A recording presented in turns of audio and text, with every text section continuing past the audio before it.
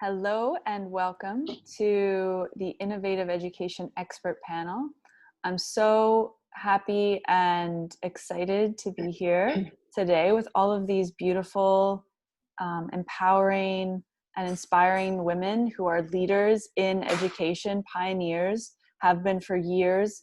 And I'm excited to really dive into a conversation and discussion about the education system, what it looks like now and where we're at and what we're moving into for the future. I'm interested in sharing the perspectives of these women with you and really exploring what the future of education could look like and will look like for children of the new earth and who we're really serving with the work that we're doing here today. So thank you so much for tuning in and being here with me. My name is Emily Cleland.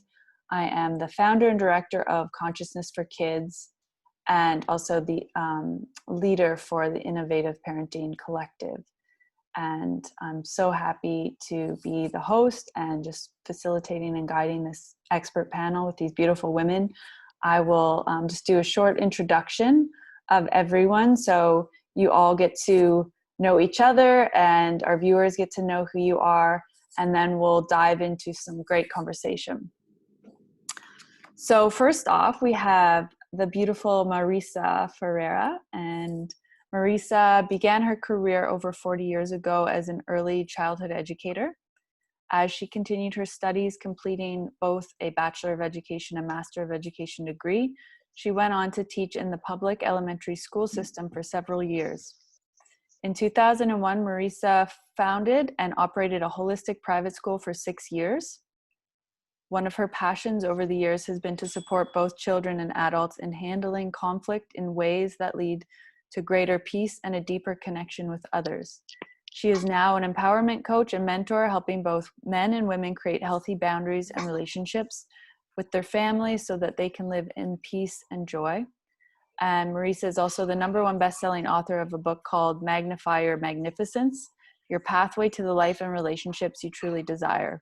And you can learn more about Marisa by visiting her website at magnifyyourmagnificence.com. So, Marisa, did you wave and just let everyone know who you are? I'm here. Okay. My name was there, so I thought they would be able to find me. But yes, Okay. Thank you for that lovely introduction. Great. You're so welcome. And next up, we have Alexandra. And Alex, I don't know how to pronounce your last name, so forgive me. How do I pronounce it? Okay. How do I pronounce your last name? It's Samus. Samus? Yeah. Okay. You so don't we have pronounce the T. Okay. So Samus. Thank you. So Alexandra Samus, and Alexandra has been a long-standing passionate advocate of Maria Montessori's learning methods. She is supported by her background in early childhood development, a trained Montessori educator, and a postgraduate in special needs. Alexandra is also trained in holistic psychotherapy. Alexandra is the founder and director of Sunflower Montessori School since 2005 and Oakwood Village Montessori since 2016. As a mother of 3 children, her own Montessori platforms are designed with such balance at the heart and place an equal emphasis on the child's intellectual, psychological, physical, moral, and spiritual development. She is a Waldorf parent who also worked with early years department to get it up and running and licensed. She's a consultant for the CCMA, Canadian Council of Montessori Administrators, and also provides workshops for parents on the Montessori curriculum and behavior guidance. So welcome, Alex. Thank you for being with us today. Thank you. So happy to have you. And next up, we have Kim Sutherland. So Hi. Kim is an educational therapist with over 25 years experience. In 1996, she received her master's degree with distinction in educational psychology. Since then, Kim has worked in schools, learning centers, hospital settings, and private practice. Grounded in a traditional background of neuroscience and evidence-based programs, Kim combines her professional training with intuitive gifts. She is an empath, psychic medium, and light language channel, as well as a student of numerology, astrology, and dream work for the past 20 years. So Kim has devoted her career to developing an integrative approach that addresses the singularity and empowerment of every child. As a mother of 2 children herself, Kim has experienced both the traditional route of mainstream education, as well as educating a child who loves learning yet feels uninspired to learn in the school system. She is uniquely situated to help children and families navigate the limitations of a one-size-fits-all education model, while providing the bridge to embrace a new paradigm in education that allows each child's innate gifts to be fostered.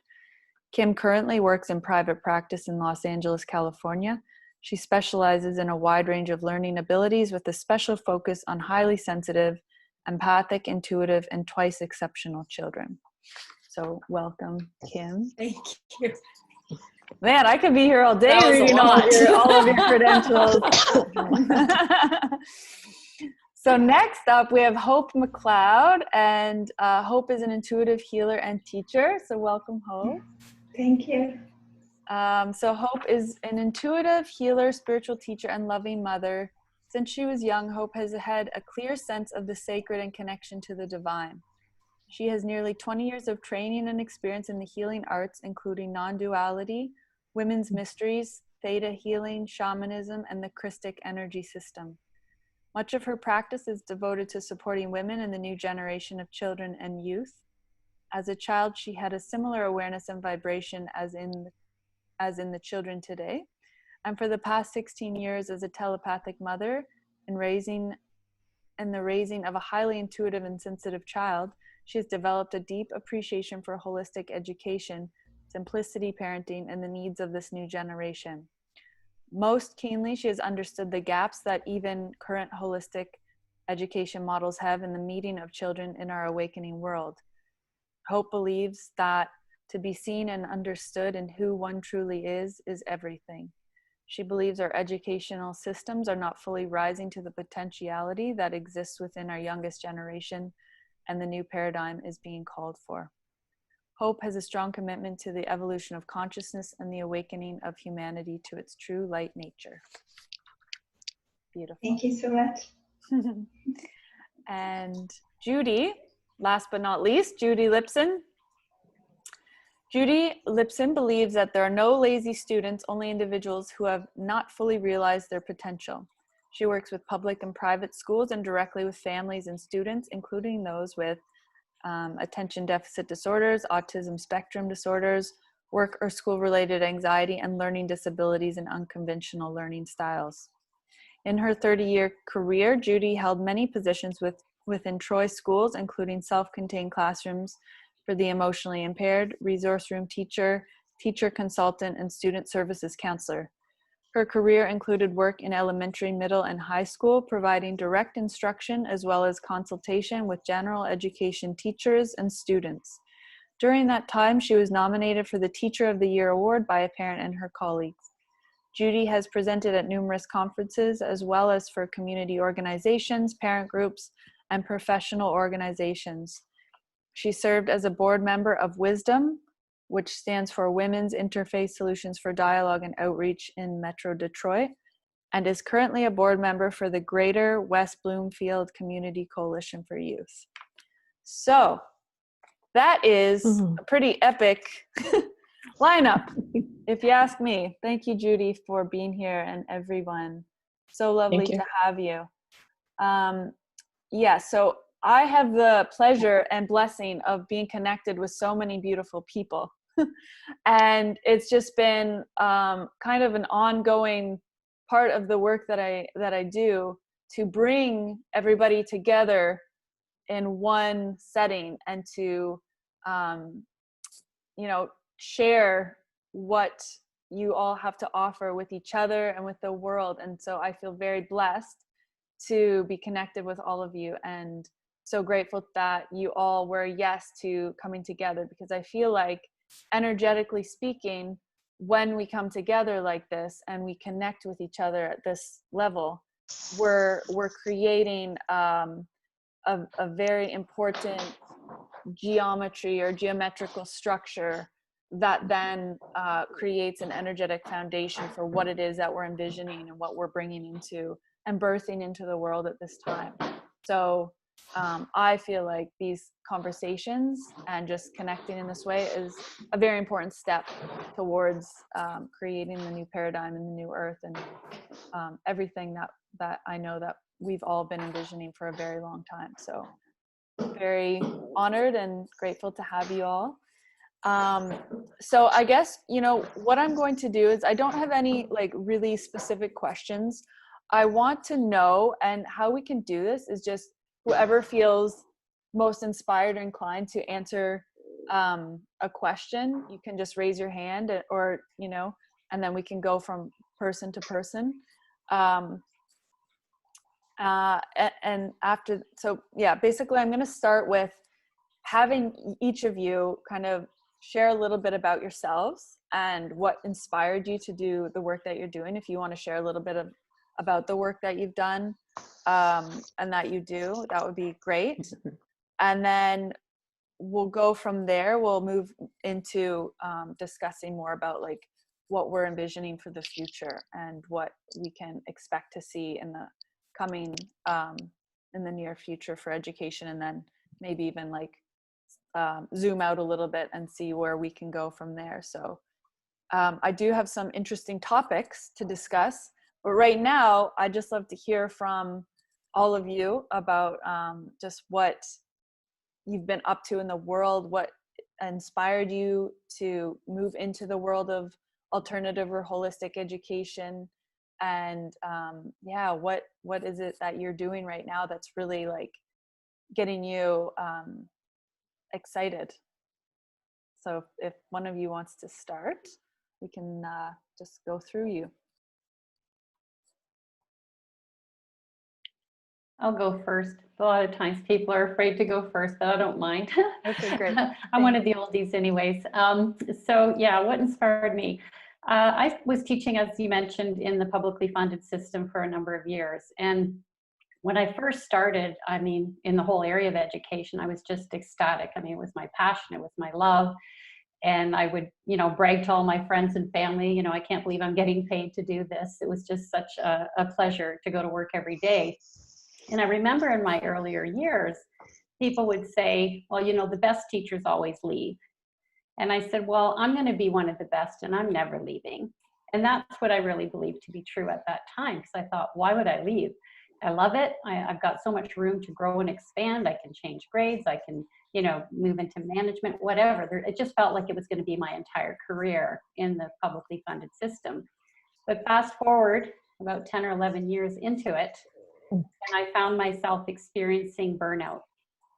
And I thought burnout only happened to people who didn't like their jobs. So it really shocked me to experience it. And what I discovered as I started getting some help around, what was really going on for me, was that there was just too much of a discrepancy between what I felt intuitively was needed in terms of education and what I was being mandated to provide.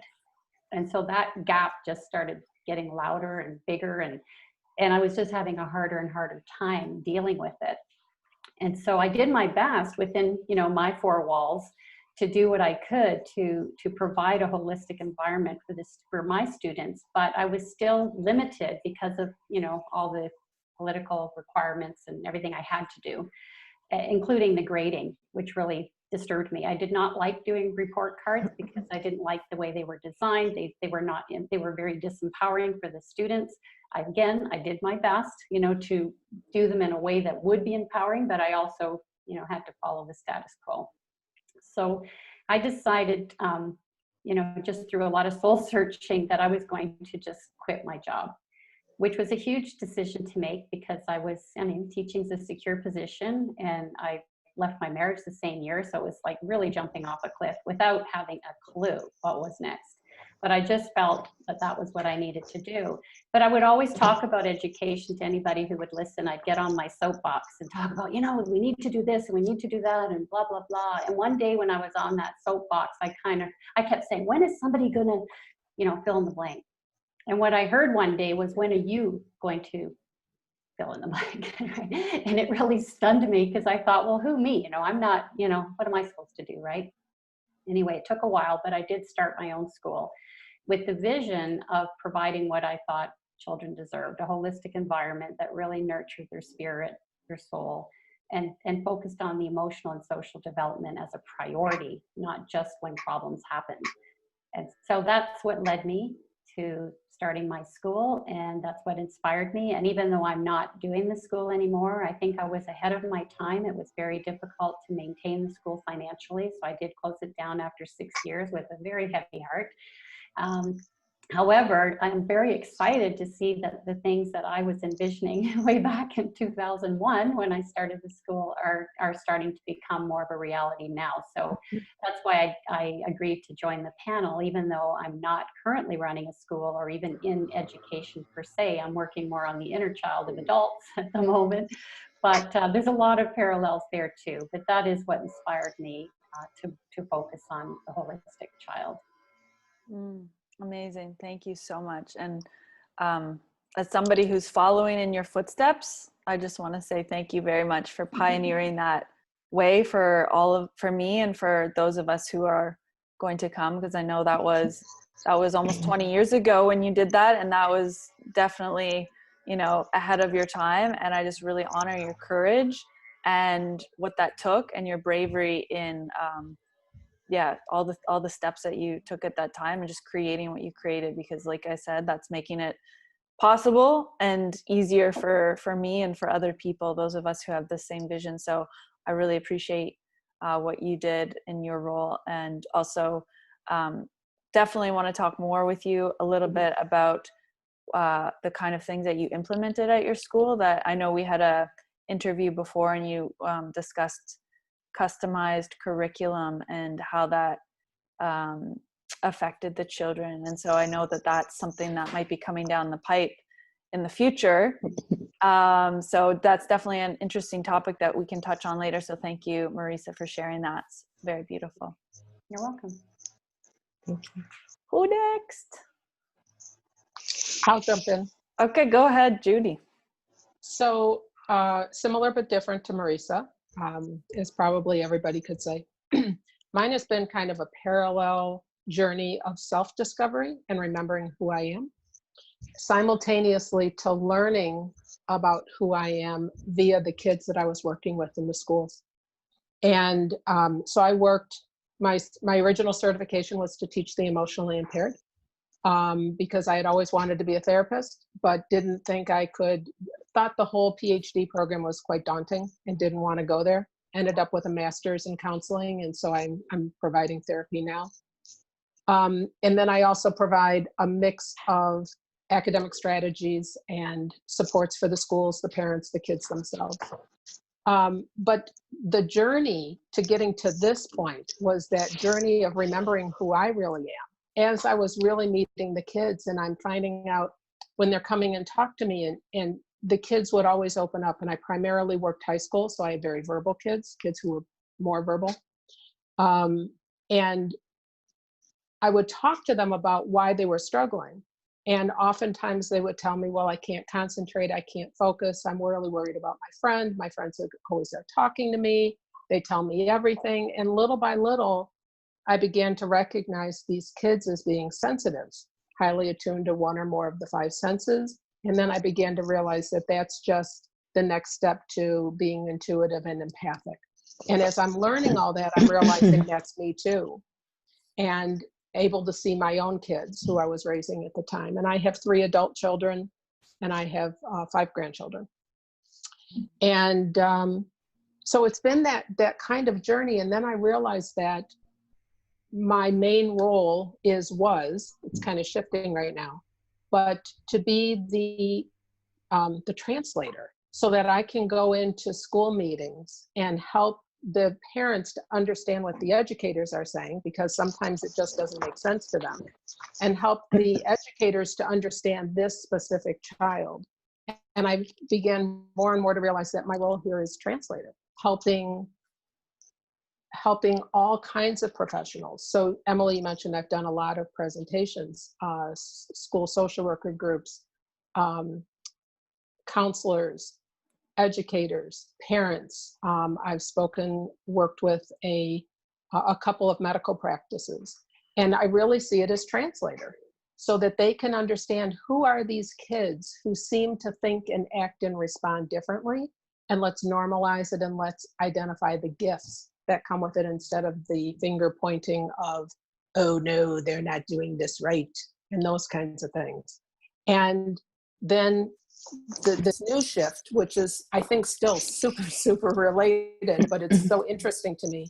I've been on this whole transformative process as an individual for myself, and seeing other people as they go through transformative practices and journeys. But what was really mind-boggling to me is, as we entered this whole social distancing, I affectionately call it the lockdown, because I'm now working from my home and so many people are working in social distancing, is that everything right now is less about sensitives, although it totally still is, and it's more about transformation. I mean, it's like everywhere that I see now is the transformative journey. And I've always seen it, as you've talked, Emily, this is your group. These kids who I always called sensitives, and certainly adults who've come before them, myself included. But we are here for this transformative process. And everything that I can do to ease their journey, because mine was not easy. Nobody understood me. Nobody knew who I was, what I was, and I had to reclaim it. And every time I get to sit with a student, I work with all ages, but every time I get to sit with a student particularly, and they pick it up so quickly, and I get to make it feel okay, it's like giving back to my own inner child, I think. And it's really helpful for me because I really see that I'm helping them. So there'll probably be more later. Amazing. Wow. Thank you. Thanks for sharing that, Judy. That is so true. I feel like with the work that I'm doing the same thing. It's like we're all just like kind of trying to make the journey easier than we had it for the younger generations. And yeah, I think that's a brilliant insight that as we assist with the younger generations and helping each person to be seen, we're giving that to ourselves as well. So I really appreciate that work that you're doing in the world. So thank you. Thank you. And I love, Emily, how you, at the very beginning of this, you talked about this might be more of a laying down of the foundational grid for our kids, even more than this conversation that's occurring with whoever parents or professionals are either on board today or are going to be listening in the future, because we are all energetic healers. And I love that we've got this synergy going that's going to make this happen and be created. What's that? I said, I can feel my voice tightening. And I'm like, fifth chakra, calm down. You're okay, you're safe. It's all right. It's okay. That's beautiful. It's beautiful. And I appreciate you sharing that and just being open and vulnerable, because, you know, it does take something to really step out and share these things, our experience and our gifts. And yeah, we're growing into some of the woo-woo crazy multidimensional stuff in order to make that normal, you know? Mm-hmm. And Absolutely. so it can be a bit, you know, scary in some ways, but we have a safe, yeah, like you said, you're safe. We have a safe group, and all the people who will be watching this are going to be super supportive of this journey too. So I appreciate you sharing that. Thank you. And who would like to go next? I'm happy to. Okay, go ahead, Kim. So thank you, Emily, so much. And so really wonderful to hear everybody else too. It's a very similar journey. So I started as an educational therapist about 26 years ago. I had no idea what that was. I knew I liked psychology. I knew I loved working with kids. And educational therapy at the time was about marrying those two things. It was working with kids and how they learned, and helping at that time, kids that were diagnosed with what was called learning disabilities, to help them in the school system and to help them feel successful. So I was originally trained in a lot of programs to help with things like dyslexia, nonverbal learning difficulties, all the labels we have, and language-based programs, dysgraphia, all of those things. Sorry, And Kim, can I, yes. There's some sort of noise in the background. I don't know if it's coming from your microphone or whose microphone, but just, it's a little bit distracting. So Yeah, can you hear mine? I've been hearing it too for a little bit. it might be from yours. I'm not sure. Okay, it's fine now, but seems to be when you're talking. I don't know. Okay, if I keep talking, do you hear it? Yeah, it's coming from, yeah. Let's see. Let me have somebody else go ahead and let me see if I can switch out. Oh yeah, I can hear it. Sounds like someone's like whispering in the background or something, doesn't it? Yeah, can you hear it now? Can you hear it when I'm speaking right now? Okay, let me have somebody else go and I'm going to switch out my earpods. Yeah. Okay, cool. Okay, sorry to interrupt you there. No problem. Thank you for letting me know. Alex? I can go next. Okay, great. All right. So I guess my journey is, I mean, there's a lot of similarities with Marisa and Judy that just went just before. Yeah. So, you know, I guess taking the journey in education and working with children, we all have a common ground, and that's the best interest of a child in all levels of development. When I first started as a new grad teacher, I had all these sort of idealisms, you know. In theory, it's so beautiful. You have the best classroom. You're going to be able to meet all the needs of the children, all areas of development. My focus was really more about how to, be in those stages of life of the developing child through different stages, and how do we bring the environment and the curriculum to them. As I went through, my journey in teaching, I found that none of this was really happening. In theory, it's a lot different than in application. And being intuitive myself and sensitive, I found that a lot of children weren't seen, heard, understood, and most of all, they weren't being held in a place so we can actually deliver what is necessary to them in their learning journey, in actually mentoring them. I didn't like the fact that we had to be instructional, that we have to tell them how to think, what to think, who to be, what to be. And this caused me a lot of anguish. So each day I would sort of go home and, spend endless hours trying to think, how do I bring, the concepts, the learning applications to all these little spirits that are also different, and they take it in also differently. But not only that, the environment wasn't also conducive to their learning. There were so many issues that I would sit back and observe and say, the lighting, the movement, the spacing, the lack of nature or what it be in our environments was also very detrimental to their learning.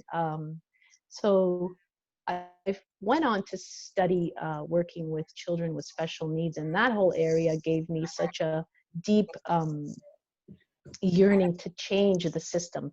And I found that, before you even meet the child, you're already given the label up front before you're given the child and who this child is and, what they represent, what their spirit is.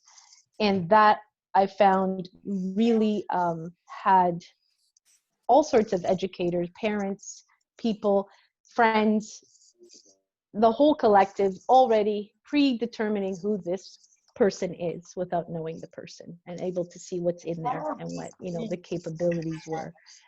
And my time working with these children brought me more and more closer to understand that they're no different than what we call the mainstream children. They were just all individuals with various, whether we call them sensitivities, whether we call them star children, whatever sort of what context we want to put them in. for me, I saw them all as children in developmental stages of life. So whether they are mainstream or whether they are special, they all are in a certain stage of life that we need to be aware how to hold them, how to guide them, how to mentor them, and how to educate them. And that's what led me to sort of start my own environments where I thought I could sort of, work with Maria Montessori's work, being trained in it. I found her pedagogy was very, very, it resonated with me in terms of how I saw children, their development, and how they should be learning. And at that time, I thought I would take this pedagogy and work under it to sort of be able to work around the regulations, the rules, the bylaws, the government policies, and bring this holistic environment to, to life for children without having all these issues.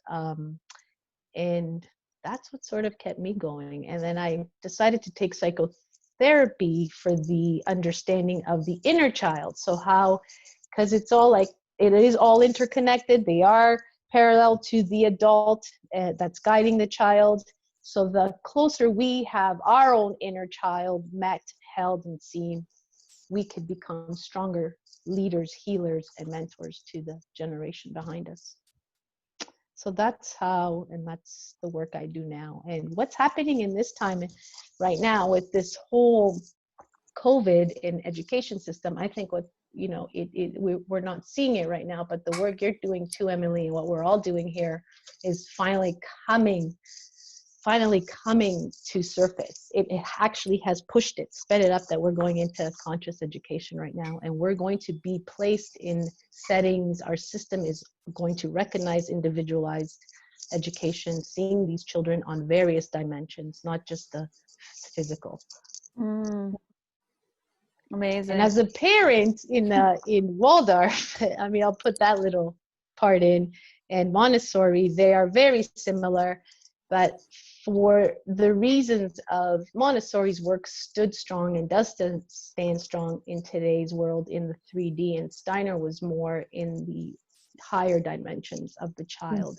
And these two long outstanding philosophies are finally also going to be seen and integrated right now, because we're going into all the dimensions, and that's why we are bringing these children forward, and that's why we're seeing them more, and that's why we're just talking of various levels of dimensions, and that's happening, and it's exciting. It's an exciting time. Definitely. So here we are. So that's it.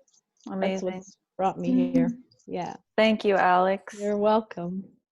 Now, just one more question. Pardon my ignorance. So, do you want us to stay muted, right, when we're not talking? It depends. If there's no noise in the background, it's totally, that's fine. But if there's any sort of feedback or anything, which I don't think there is, but I'm other trying than to figure it out because I'm on my phone. So if it's very, very interruptive, just tell me. So I'm just gonna fiddle with my buttons here. Okay, cool. I'll let you know. Okay, thanks. Thanks, Alex.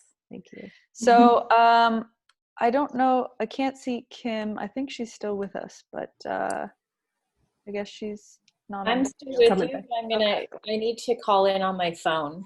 Oh, okay. Not working. So sorry. Okay, no problem. We'll get Hope going, and then you can jump in. Right, thank you.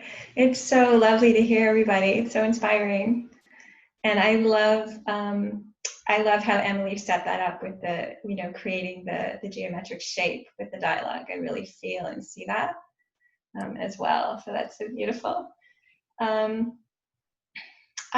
sort of come from a little bit of a different place than the others, which is great, which is interesting. And I think sometimes we come to things through our own journey, through our own struggles, right? And when I'm an intuitive healer, and when I had my daughter 16 years ago, when she was young, I was studying with a spiritual teacher who is quite well known, and I would listen to him and listen to his talks and go to his events, and I just kept carrying the question but what about our kids? What about our kids? You know, I went through a profound awakening around that time and would see everyone else around me, you know, in this process.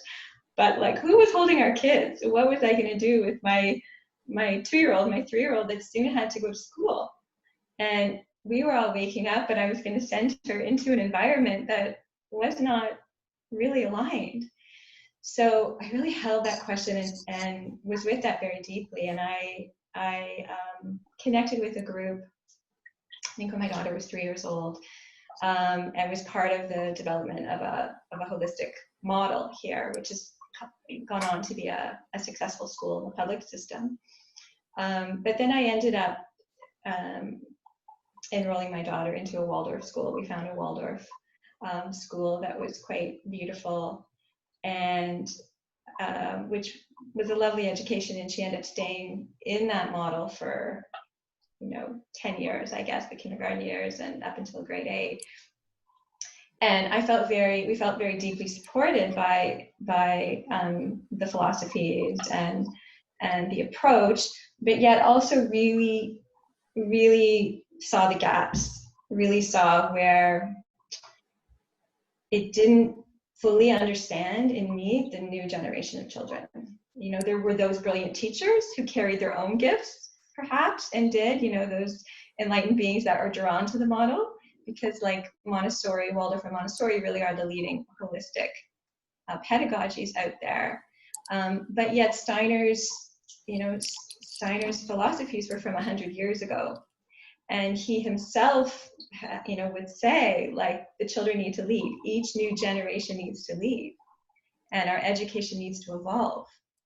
So I'm sure if he was here today, he would say, like, why has this not evolved? Like, yes, he had a lot of brilliance to share, but we are in a new time. We are awakening, and our children are coming in with very high frequencies, and are not fully understood. And I would see a class full of indigo kids or star kids, and the teachers didn't fully understand what was happening with the kids or where they were coming from. So I found myself the interpreter, often sitting in the classroom with the teacher, as a healer and as someone that can hear the soul of a child or of anyone, or and I'm telepathic. With my own child, I would be able to go in and see kind of what was going on and hold space for the kids, or be in the principal's office sharing, kind of trying to infuse. So that is where sort of my experience with education came from. So I did all this huge research when I was part of the holistic public school, and then all my years with Waldorf. And through that time, I also really carried a very strong vision of a new paradigm. And it's just like Alex has said, I really saw Montessori and Waldorf coming together. It's really the balance of the masculine and the feminine. I see Montessori carrying kind of the divine masculine energy, very like 3D in the world, and Waldorf had kind of the etheric, more of the feminine. Both brilliant, but they're not in balance. So we're at a time in our greater world that we're coming into unity. We're coming into this sacred marriage of the two.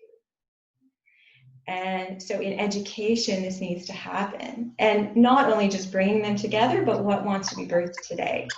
Like where are we taking it? So we build on it and really understanding and seeing these awakened kids, like who are they? And what do they really need? What are they asking for? And I love the dialogue, because I see that this is not going to be one person's vision. The new paradigm must come from many paths, many, it's the oneness, right? So it's many of us coming together to really birth the new. And it's exciting. I do feel like a couple have mentioned that this time is pushing us forward. Everything happening these last few months, we're having to relook at all our systems, all of our structures, right? And so now it just has to be education, right? And I think there's going to be a wake up. I mean, we've been looking with everything with the anti-racism movement, like they're almost like we're all sort of in shock that things have been going on that we didn't realize. And I feel like that moment in education needs to happen, where across the board we sort of look and think, like, what are we doing? You know, all the holes and all the, you know, the gaps, and where we're not fully meeting the potentiality that is there in our children. The light will get shone on it. For sure, 100%. Yeah. And I love that we're talking about what that might look like. You know, Yes. like I'm interested in that conversation. Like, what might that look like? You know, like, because I think we all have seen the issues and, you know, the places where it's, you know, not up to par for the children. And so, yeah, I'd love to, and we will after we hear from Kim, but explore that, you know, where we're going and what that light might show us. So thank you. Are you finished, Hope, with your intro? Okay. Sure. All right. Yeah. If you have anything else to say, you can add. Was there anything more? I'm sure it'll come out in the dialogue. Okay. Okay. That's great. Yeah. All right. Awesome. Thank you, Hope. Thank you. And Kim, you're back. Okay, thank you so much. My son was my technical advisor. We tried several different earbuds. My computer speaker's not working, so. Oh, you sound a lot better could now. Be why. Does that sound better? Yeah, Okay, great. yeah, much this better. is from my phone. Perfect. Okay. So sorry about that. No problem.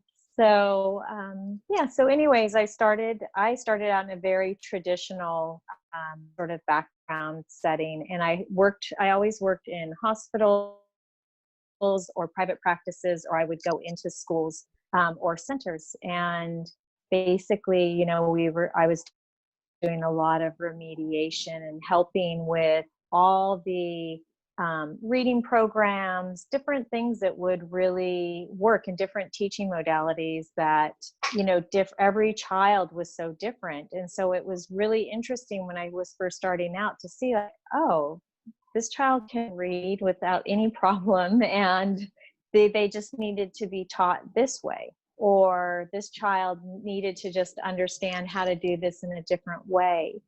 But what was really disheartening for me was that so many of the kids I saw were so amazing and have these just really amazing gifts and amazing spirits and really unique qualities to bring forward, yet they were constantly being told something was wrong with them. Mm-hmm.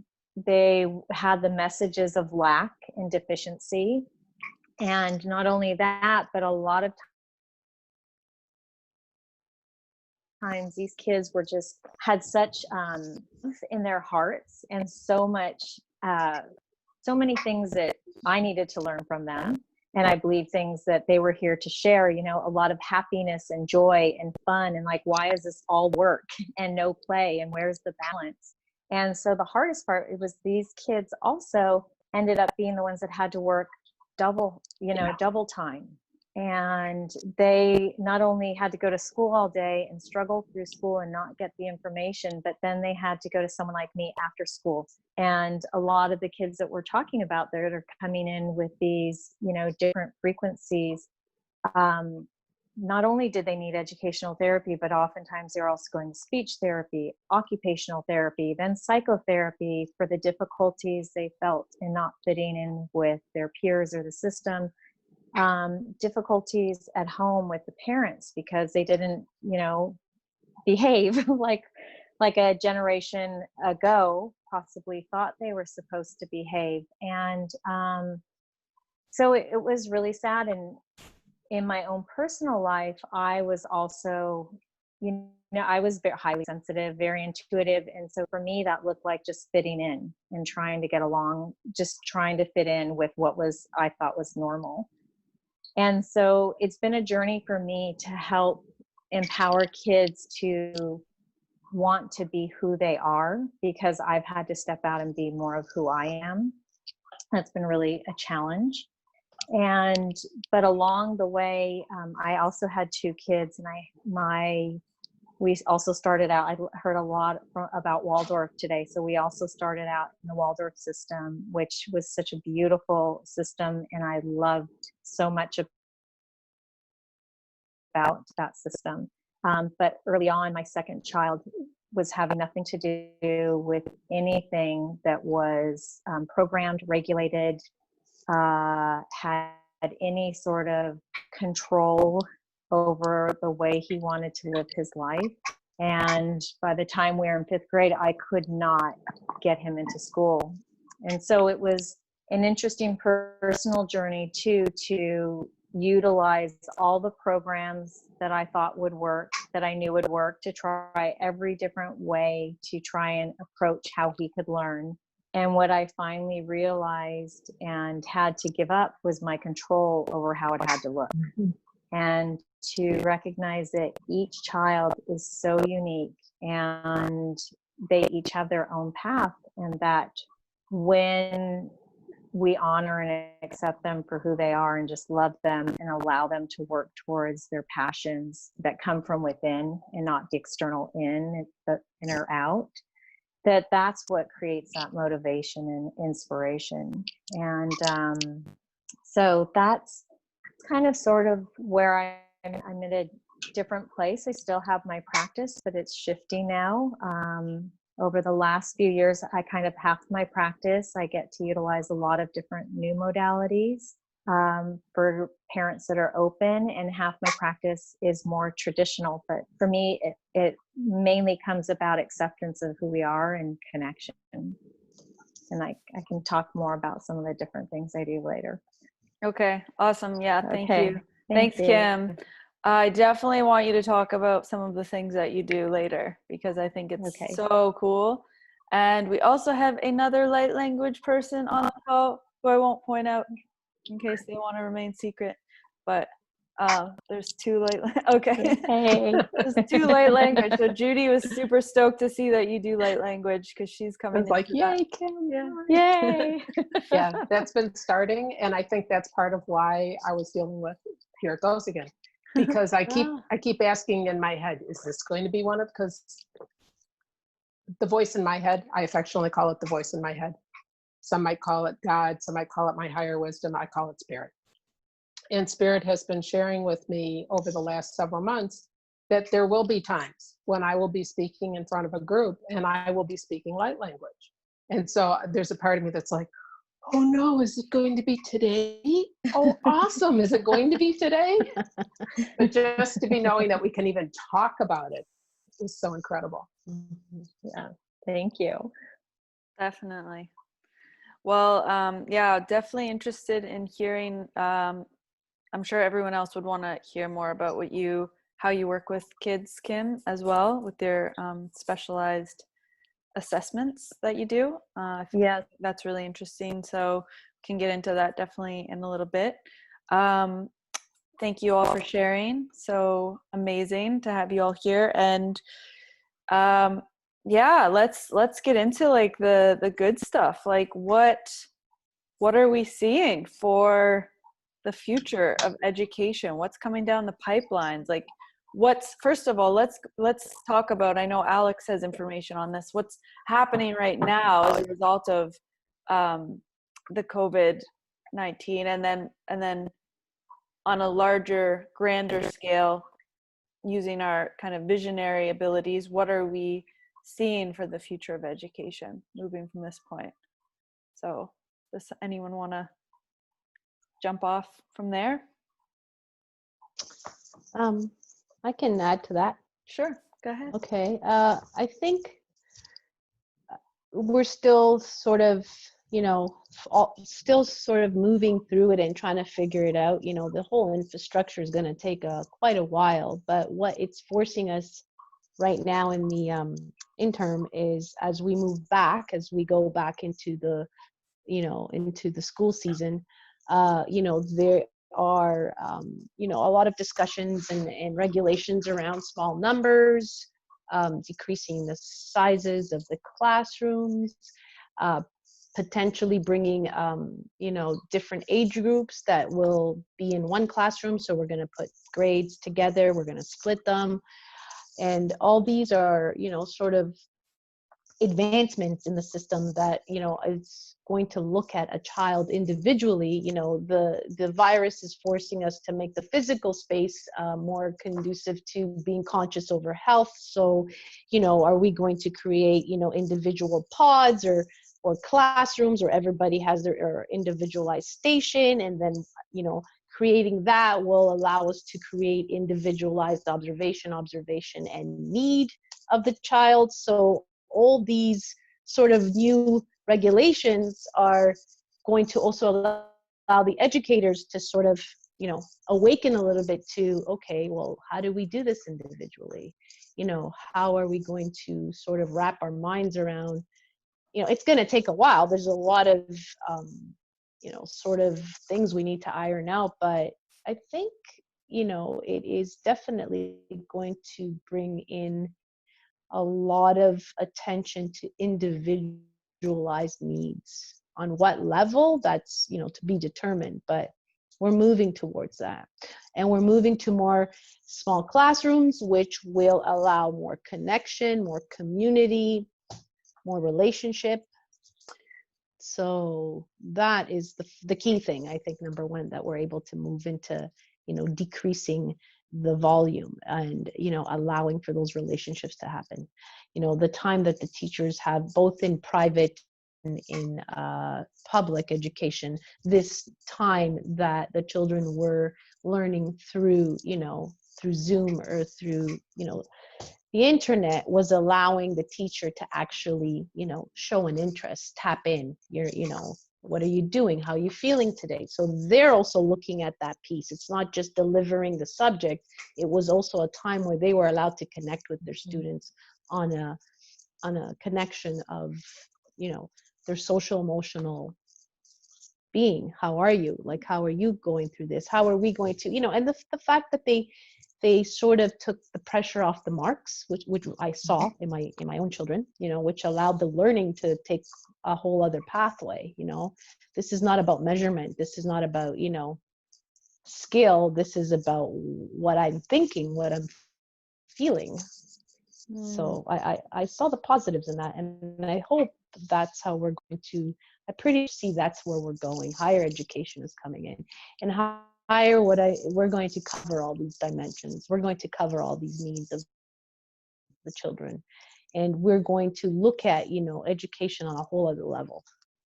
And we're not just going to be looking at the outside in. It's all going to be, how are we going to reach that soul? How are we going to meet those needs? And how do they learn?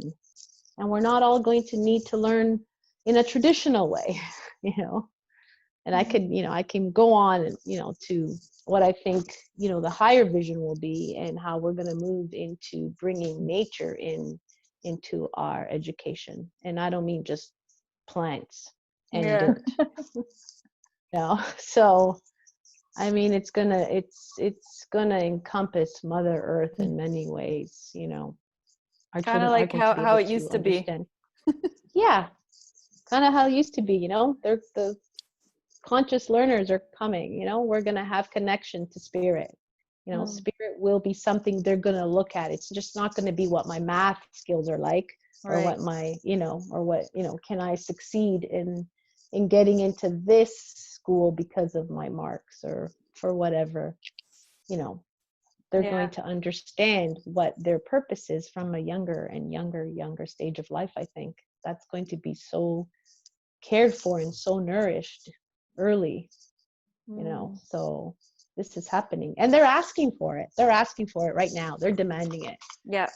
They're coming in like light beings, and they want nothing but love and equality, and serving their souls. So we're forced. We have no choice. Even the unawakened ones are being forced. Bravo. Here we are. Yes. Here we are. So thank you for sharing that. It's amazing. You're very welcome. Judy, do you have something? Yeah, please. When Kim was describing her child who, by 5th grade, you just couldn't get him out the door to go to school anymore. That's what I think you're talking about, Alex. Yeah, these definitely. kids, they know it has to be different. They're not putting up with this stuff anymore. And sometimes they do it in a very passive, quiet, more anxious looking way. And sometimes it's in a more demanding kind of way. But the bottom line is we're seeing more and more of these children who realize this is not acceptable, what is now. Absolutely, absolutely.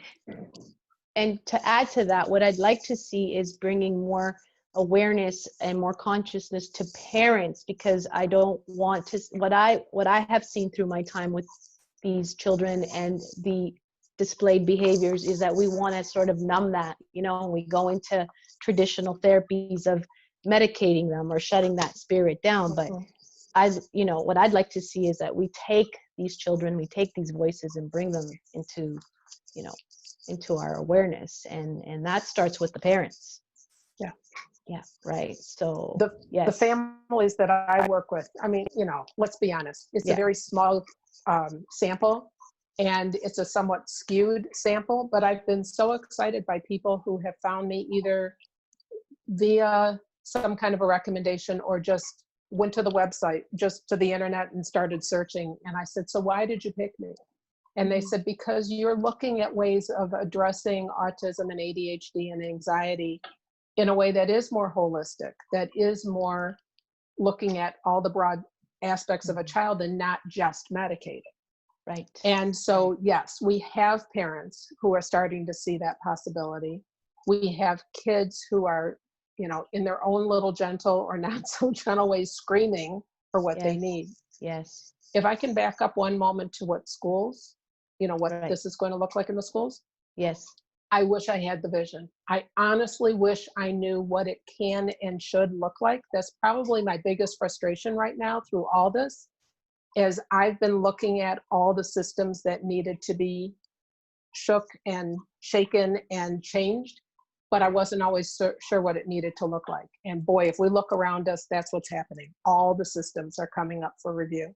And right at the very beginning, it was medical and healthcare and insurances.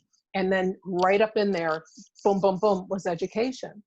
And what was so disconcerting was in those early days, like for us in Michigan, the schools were closed 2 weeks before spring break, which gave 3 weeks with no school, with, you know, everybody was either under the can't think of the word. The illusion? They were pretending. The pretend assumption, the illusion, the pretend assumption that 3 weeks is going to do it and we can be back into normal world. Ha ha ha. But during those first couple weeks, I had a parent of a student client who's a teacher. I have teachers who are clients and so forth. And it was amazing to me how many were telling me there were some who their district had been working on this for the last months or a couple of years. You know, what would happen if? But there were some districts in Southeast Michigan that basically these teachers were told on Friday morning, I need to have 3 weeks of lesson plans on my desk in 2 hours, and they need to be virtual. From teachers who had no previous understanding of how to do virtual and Zoom and any of these things. And so what ended up happening was a lot of these kids got paperwork. The oldest fashion of education, busy work, was awful. But then they had the week off of spring break, and then everybody started to work around how do we do this differently. And now, as you probably know, the biggest problem is if you're in a district that's got social and economic means, you probably have a reasonably decent educational thing trying. But if you are in a marginalized community that struggles with access to computers and internet and Wi-Fi and so forth, and people have been amazing at coming out and bringing governmental bucks and donated dollars to take care of this, but there are still the haves and the have-nots. And I don't know that just having Zoom meetings are going to be the way that they've been doing it is going to be the best way. So Alex and the rest of us, I can't wait to see what it's going to look like. I think so much of this is we have to be careful. It's kind of that idea that when you're creating an intention, if you define it too strongly, too specifically, you might lose all the possibilities that are available to you because you've just boxed yourself in and haven't even looked at this whole amazing opportunity. But I'm waiting to hear what y'all think could be some really cool ideas of what education can look like, especially because this is probably going to look like this unique kind of schooling for the next year or 3. Yeah. Great question. Well, I know that Alex mentioned something about more individualized classes and teaching styles and smaller classes and mixed ages. And I know Marisa, in your school that you created, that's kind of how you did things. So if you want to talk about that a little bit and just share how that had an impact and influence on the kids that you had. Sure. I was smiling, Alex, the whole time that you were speaking. I was like, yes, yes. When you said, I think first you said smaller classes, and I'm like, yeah, absolutely, because there's no way you can customize and individualize with 30, 32 kids, been there, done that, and it's impossible. So I was excited when I heard you say that, and it definitely can work because it was working. Like I said, Yes. what I did in my school was working as far as the delivery of the education. What didn't work was the financial. Right. So, and so if that's not an issue and these are the new ways of the system, then yeah, I can guarantee it works. So definitely smaller classes, not more than 15. I think 15 is max. And multi-age, when you mentioned multi-age, we had multi-age. And the reason I wanted multi-age was because I really believe, and get rid of the grades. So when you said that, I was smiling too. I said to, when parents would come to look at our school, I said, I don't believe in ABCs and 1, 2, 3s. I mean, they're completely meaningless. They're just numbers and letters, and let's forget about that, right? And it just creates a lot of stress and anxiety. So we focused on just, I did some pre-assessments when the children would come in, but I was really clear with them that this was not a test that they could pass or fail. This was an opportunity for us to find out what they've already been taught and what they haven't. So I was taking it wasn't about them. I said, and the way we would say it, it was like, we don't want to teach you something you already know and waste your time. Your time is valuable. So it's always about honoring them. So it's like, we don't want to waste your time teaching you something you already know. So it's helpful for us to know what you haven't been taught so that we can start from there. And so I would have an idea of where they were academically when it came to reading, writing, and arithmetic, because those are kind of the main things. But then that's where we would customize and start with where they were at, because that's one of the things I struggled with in the public system. I remember when I was a grade 6 teacher, for example, I had 30 kids in my class, and their reading, writing, and arithmetic abilities ranged from grade 1 to grade 13, but I had to teach the grade 6 curriculum. And so I'm like juggling, trying to help the kids that are falling behind, through recess and lunch hours and after school. And then the kids that were really brilliant at getting bored and trying to give them, extra stuff that they could do. It was insane, absolutely insane. And so, but when you have smaller classes, it can work. So we had multi-age, we had no grading. And the way you can customize and make it work is some people said, well, how can you do that? If you've got 15 kids in your class that are all at different levels in math because they're different ages and whatever. Well, how do you actually do that? Well, the way we structured it, right? Like how do you actually, a teacher can't stand up and teach 15 different math lessons, or maybe 3 or 4, no, you can't do that. So we structured it in a way where the kids were given the teachers knew the kids really well. So basically they would plan for the day for the kids in terms of what they needed to complete by the end of the day. We wanted them to learn how to take responsibility and organize their own time. It's just like when you get a job, as an adult, your employer doesn't tell you what time of day you need to do everything. They don't say from 9 to 10, make calls, from 10 to 11, I want you to work on this report. They're like, you know what your job is and you need to get it done. And so the children would have their agenda for the day, but they decided when they were going to do what. So some kids were doing math in the morning, some were doing it in the afternoon. They're doing it at different times. They're reading at different times. They're working on different projects. But then they could schedule one-on-one time with the teacher. There was an area on the board if they needed some help for something. So it actually worked. It sounds crazy and insane. And if you were to walk and just kind of look at the classroom in session, it looked crazy and insane, but it worked because the kids were self-directed. You know, if they needed to lay on the floor and put their feet up on the desk while they were reading their book, you know, with their feet in the air, then so be it. As long as they weren't disturbing anybody, they could do what they needed to do for their own needs. So yeah, the multi-age works really well because it takes the stigma off of who's doing what. Like not everyone's doing something different. And I really emphasize with the children that we all have different gifts and talents, that we're not all going to be great at math. We're not all great at reading. We're not all great at writing. We're not all great at music. And that's totally okay. It doesn't mean there's something wrong with you. I think, Kim, you were the one that was talking about how kids start to feel like there's something wrong with them. And that was something that I really worked on with my students, because they were the kids that fell through the cracks in the system. They were the ones that were demoralized and, I was going to say dehumanized, because in a way maybe they were. But they really felt like they were stupid and capable and all of that. And they weren't. They were brilliant. You want to add to that for a second? Yeah, I can tell you. I can hear. I hear you, and I've seen it all, and I've been through all these emotions.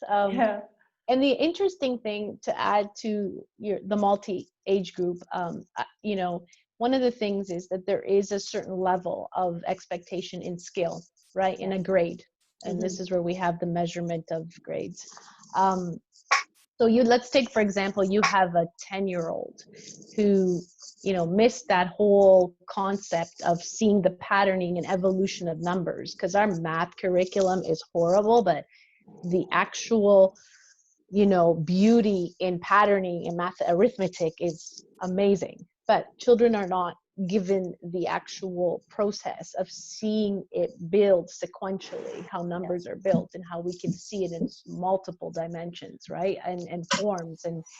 And when you get a child who's not meeting those demands, they start to build defenses, and whatever they come out in, you know, it shuts the love for learning down. Absolutely. Because they love to learn in any subject, in any area. It's fascinating, you know, but all these personalities, defenses start to grow, and then you have a classroom where you have these children, and we need to look at them developmentally, because there is no expectation of a 10-year-old that needs to know multiplication. It doesn't have to be that way. Okay? But you will get your 5-year-old that might have seen those patterns earlier on, which is okay. So if you have this cohesive classroom where everyone is supportive, loving, understanding through relationship, through spirit, then that 5-year-old's going to come and say, well, you know, in the essence of their energy, they're going to bring that 10-year-old backwards to that area of development where that 10-year-old won't feel threatened, but okay, yeah, I remember this. I remember skip counting or let's jump and hop. And there is a relationship there. And that is how we build on the concepts. So our systems don't allow for that, like you said, because we are, you know, and these little aspects that what you have done or what I have done is the gateway to hope. But we still have a lot of barriers to fight, right? A lot, right? And you know, and for me, you know, bringing it back to the question where you said, Judy, what are these models going to look like? Well, you know what? I foresee these children who have had these, you know, experiences, and we have to bring them back developmentally. I see these remedial programs coming to a place where sort of what Emily's creating, you know, we're going to have our people like Emily, like Hope, our healers, our shamans, our Reiki practitioners, our light language practitioners. They're all going to be in a community where they're going to bring these children in their development stage of life to be able to take this journey of their purposes. I can just, I'm jumping ahead a bit, but this is what because I can see visions. This is what I see the model as we move forward, and we're going to bring that forward with these children. 100%. Yeah. So Hope, did you want to say something? Yeah, I just wanted to add to what Alex was saying. There's an amazing book by the author Joseph Chilton Pierce, who's written a number of books on children and spirituality. And he, his book is called From Magical Child to Magical Teen. And so my focus of late has really been around high school. And his whole premise essentially is that we go through 2 stages of development, from age up to age 15, which is the biological development, and then post-biological development, which is after age 15. And so he really felt at that age, post-biological development, was when youth were ready and open to something larger than themselves. So it was their esoteric nature. They were really looking for truth, divine truth, something greater than the self, the small self. And they needed to really connect to that. So that nature had actually set it up so that at age 15 and older, that is really when awakening, to your true nature and really blossoming into that needed to happen. And that if it doesn't happen, we come into sort of a despondency. We have this expectancy at that age for something. If you all kind of remember that age, like it's like you want something more for your life, right? You're kind of looking to connect to something. And if they're not held in that, like Alex was saying with bringing in kind of wisdom holders, right? If they're not held in that, they connect to the greater culture, the false ideals of the greater culture, which is not, which is not healthy, which is dysfunctional. We always see our, our checked out teens, right? That aren't, or they attach to social media, or they attach in ways where they're not held in their natural blooming into their greater selves.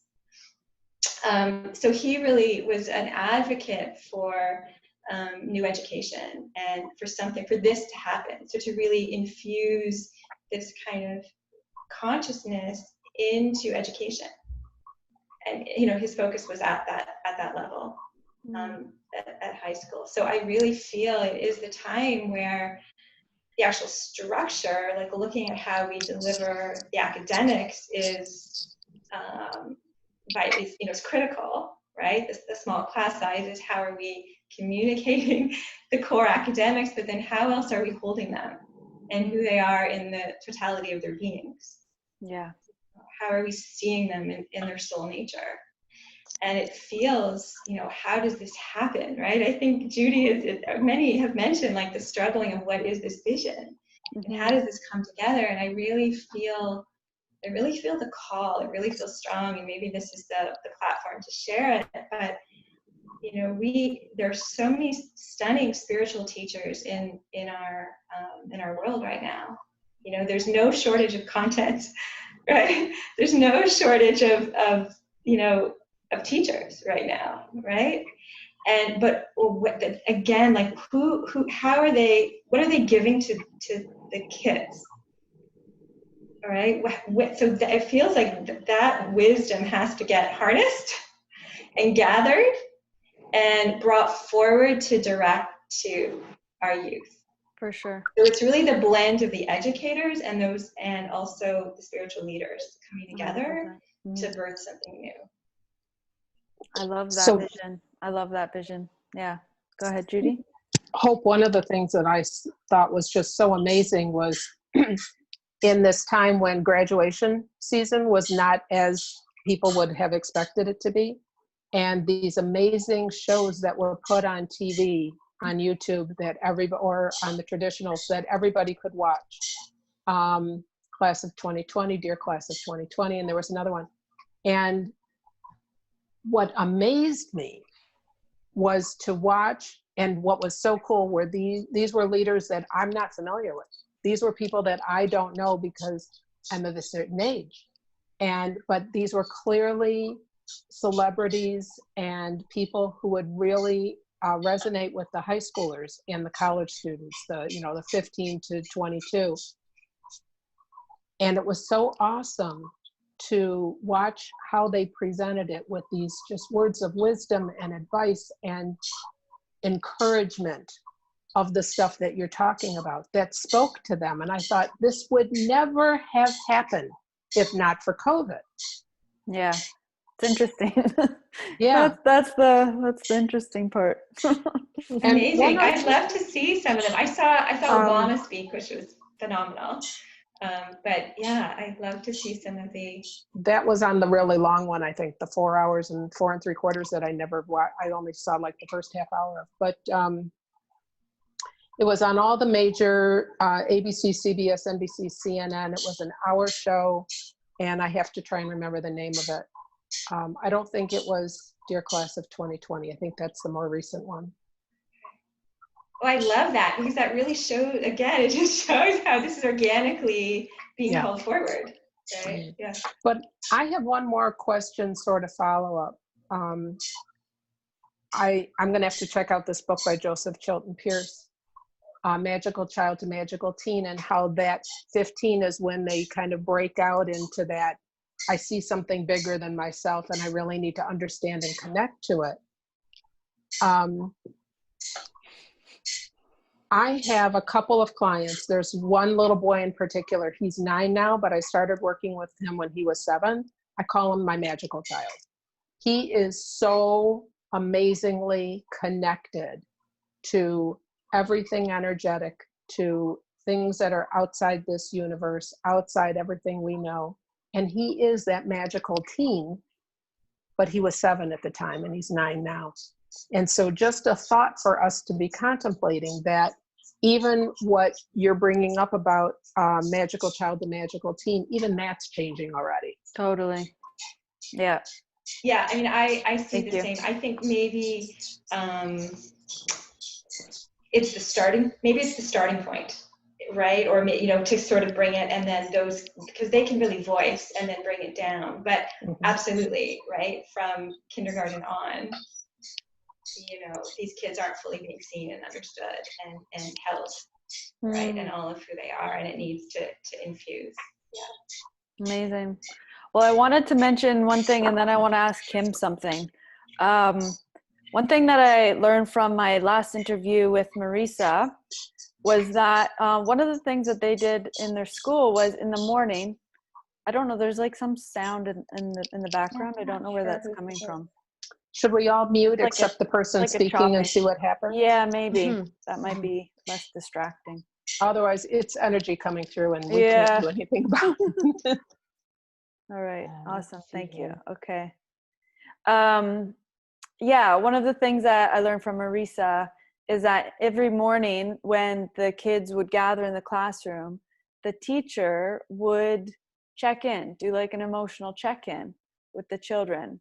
And I love what Alex, you were saying about like teachers have now an opportunity to connect with the students where in the past they didn't. I think that's really important to like get to know your students on that level and how that influenced them in their day-to-day educational experience, and how that changed the course of what, like how they learned and how they developed. Like I remember you saying that like these kids are, you know, coming from other schools and they're the ones who fell through the cracks, and just to have that like every day, that emotional check-in with them, like you're telling them that you care about them. And from that point, like that really alters who they become and how they're able to show up in like on a day-to-day, you know, on a day-to-day level with their classrooms. And that really stuck with me. And I'm like a very like relationship oriented person, as I think maybe most women are. But I actually did that when I ran the camp last summer. I took that on, and I did that every morning with the kids. We'd sit in a circle, and I'd ask everyone to go around and just share like how they were feeling, what they, you know, got from the day before, what they were excited for or looking forward to for that day. And it was so beautiful. I could see them just like opening up and blooming and shining. And I remember a mother told me that she was asking her son, like, what did you learn from the camp, you know, experience that you were there? And he's a 10-year-old boy. And he said to her, I learned that other kids feel the same way that I feel. And that literally just melted me. And it was like, that's why I'm doing what I'm doing. Because for me, that's like, if we can help other kids see that and feel like they're not alone with how they're experiencing life, like that to me is, you know, the foundation of a healthy development in life. So I love that you were doing that with your school, Marisa, and I think that that's such an important aspect to include our social emotional learning when it comes to the future of education. So Judy wanted to say something. For more on what Emily is talking about, learn about trauma-informed schools. Finally, that's a thing. Can Amazing. I just jump in before Judy, just to comment on what you just said, Emily? Because one Yeah, of the sure. other aspects of that was really important was to give the students an opportunity to ask for what they needed. Because sometimes, for example, when they were sharing about where they were at, because the teacher needed to know where, you know, where are they emotionally at the start of the day, because some of them might have had a really rough night. They might have had a fight with their parents on the way to school, who knows? That's going to impact their day.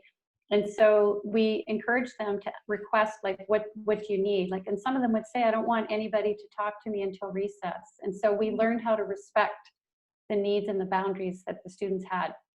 So that was another part of it. So express how they feel, and then what do you need? How can we support you with where you're at? So it created that community support as well.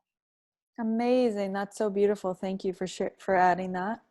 That's so great. And I think we all need to learn what works for the kids. And this is part of what we're doing, right? Is just envisioning what is effective and what's going to promote positive development and growth. So with that being said, I just wanted to go to Kim and ask Kim to share a little bit about, because we talked about more specialized, individual, customized learning. And I'd like to hear from you, Kim, and maybe if you want to share about the kind of assessments that you do with the kids that come to you. Sure. Yeah. Thank you. So I also wanted to just add about the school and what everyone was saying. For me, what I found with the kids is I can't imagine a learning system that doesn't involve self-love and self-connection, and connection to others, because I think it starts for a lot of these kids within, and then that's how it extends out. And I just wanted to mention that there's a school called Bridges Academy. It's in Los Angeles, but they are worldwide in a lot of scientific studies that they're doing on what is called the twice exceptional child, or 2E, which I think is a lot of these very different frequency kids that are coming in. And the 2E stands for highly gifted and learning differences. But the model they've created is a strength-based model. So they work through kids' passions and strengths, and they allow everyone to approach the subject matter in a way that is best for that child and aligns with their purpose and their passions. So I just wanted to add that. So the assessments that I've created are really looking at kids on a soul level, and they're understanding kind of what their overall path is in life, what energies they're bringing in. And also the part that I love the most is how they perceive and process the world around them. What is that unique lens that their sort of inner psyche processes, and how does that affect learning? And so what I've tried to create is curriculum for each child that takes into account who they are, what they're here to learn in life, and what they're here to express, so that they can really come towards expressing their purpose, and also fulfilling sort of their own mission, you know, what their mission is. And it's not like I know exactly what that is, but I have the ability in these sort of assessments to look at it holistically. And of course they're going to fill it in, and they have their own unique life path. But I've really found that for parents and for educators, just by understanding, like, just even having kids, you know, every child interprets their parents completely different in different ways, or their family system in different ways. And that's the same thing I find with each of these kids. They're interpreting their world through their own unique way. And they may need help in different sorts of curriculum in understanding how to have more breadth and integration for themselves. I don't know if I'm explaining it as well, but it's basically an individualized curriculum that's very specific to each child, and it's based on a soul level. That makes sense. Yeah. May I I, love may that. I add to that for a Yeah. second? Sure. Yeah. I think it's, Kim, it's a bit of everything that we just collectively spoke about. You've individualized it into a tool. You've designed it into a tool. Yeah. It's exactly what, you know, we're sort of all sharing here today. And that is sort of going back to, you know, how Marisa spoke of the physical environment. You spoke of the individualized assessment, you know, and Judy spoke a little bit about, you know, the remedial therapeutic models. What's that going to look like? And Hope gave us, you know, the insight of, you know, what are new educators, teachers going to look like? They're not the traditional teachers. They are mentors. They're here to guide these children on a whole other level, and the levels will encompass all the dimensions. So I think it's an interesting collective here. We've all have sort of each piece, you know. I think we have, Yeah. I think in actual fact, we all spoke today about what, you know, the actual future is coming to, what it's going to look like. We're going to see these assessments. We're going to see these environments. We're going to see these new leaders, you know. Definitely. So, yeah, definitely. And somewhere in there, we're going to have these children speaking light language at a very young age. I can share a great story about that. I think I shared it with Emily, and that I have a 12-year-old who has really, she's been labeled severely dyslexic in our school systems, and her parents have tried everything, and she's gone to special schools, and she's just this amazing, beautiful, wise, you know, little girl. And I started doing light language, and she would draw while I would do light language. And she just started writing light language. No problem. So different from how hard it is for her to form like a linear alphabet. The light language just started coming out of her, and then she just started channeling, you know, visions for Earth. And it was really a beautiful experience just to see her feel so empowered in her ability to allow her innate wisdom to flow. It's really very beautiful. That's amazing.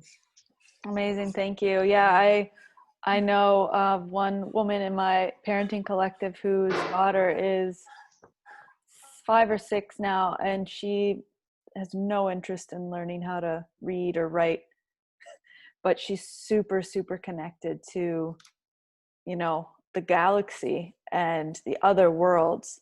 And I feel like it's because of that exact thing. Like then, and there's, I think she may have been diagnosed with dyslexia, but there is something there is something else that wants to come forward and that wants to be birthed from that place. And I find that fascinating, that like they're literally coming in with zero desire to learn the typical ways that we read and write, you know, with English, and that they are just they have these different capabilities and abilities, and that maybe we just need somebody to offer them this opportunity to learn how to explore that for themselves, and to really tune in and connect to their innate gifts and wisdom, and allow that to shine outward, and that becomes the gift to humanity. And of course, you know, down the line, when they're challenged by not being able to read or write English, they'll learn that, of course, but you know, at these moments in their lives, maybe it is more powerful for them to have that opportunity to learn and tap into and to share these alternative ways of communicating and connecting. So thank you for that story. It's beautiful. If I can please offer 2 small possibilities too. Sure. Is sometimes we need to give these kids permission to realize that, yes, it's that validating piece. I understand that you are here for a greater purpose. And I wonder if maybe you're afraid, if you start to do some of these more traditional things that you watch the rest of us do, you know, and sometimes I, you know, call us the 3D version of ourselves versus the higher, you know. And if you start doing too many of these 3D things, that you're going to lose these other things that you know are so important and are the gift. And so might we just consider, I'll say to the kid, might we just consider that you don't have to have one versus the other, but that you can have both. And actually, by knowing how to do these 3D things of reading and writing, you know, it actually helps you to be able to communicate stuff with the rest of the 3D people, because this wonderful, amazing stuff that you have for us maybe will be shared in that way. And that kind of a validation sort of twist. The other thing that I want to make sure that people know is, especially, and it's interesting with us not being in the schools as much in the future, at least in the near future, although a lot of the kids are going to be in hybrid programs for a while.